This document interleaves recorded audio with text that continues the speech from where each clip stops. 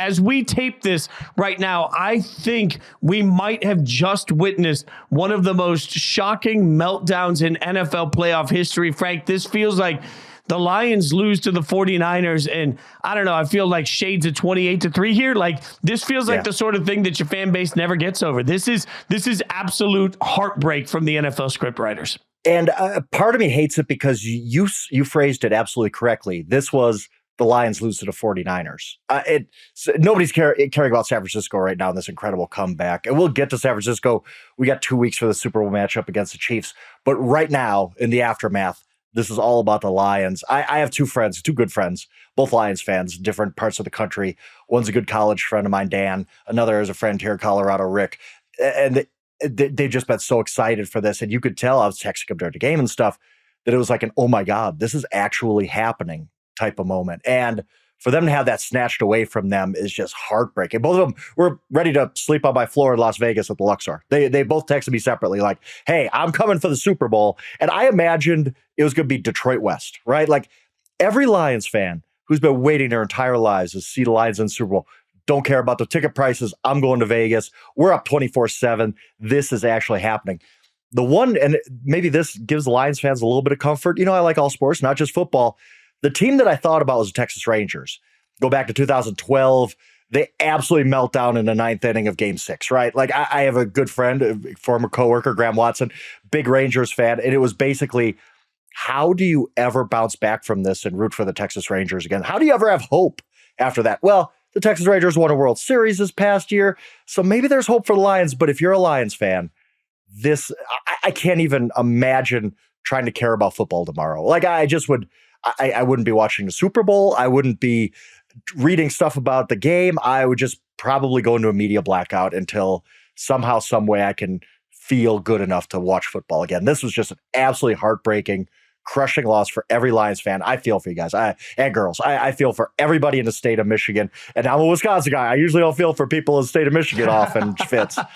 But this was you're right. It's 28-3. It's the Rangers in Game 6, whatever, the Red Sox in 1986 Game 6.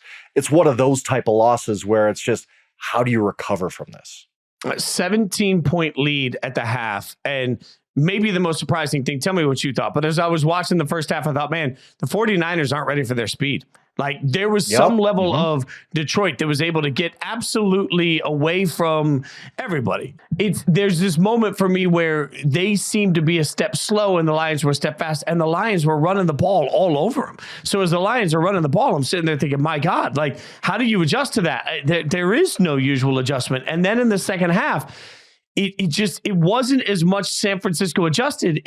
I felt like the Lions fell apart. They didn't commit to running the football as much. All of a sudden, a couple of key plays that we'll get into, a couple of key decisions from good old Dan Campbell. Like there's this moment where I continually look at the Lions and say, how the hell did you lose that game? When particularly in the first half, everything you did looked so easy against the 49ers defense. It should have been ready for it. Yeah, I mean, Ben Johnson was calling a great game. They were just outplaying them. They were the better team through 2.5 quarters. I'll say this, and this is so unfair to the Lions because this is a different team. They don't carry all the burden of this history, right? But Dan Campbell makes a decision to go for it on 4th and 2.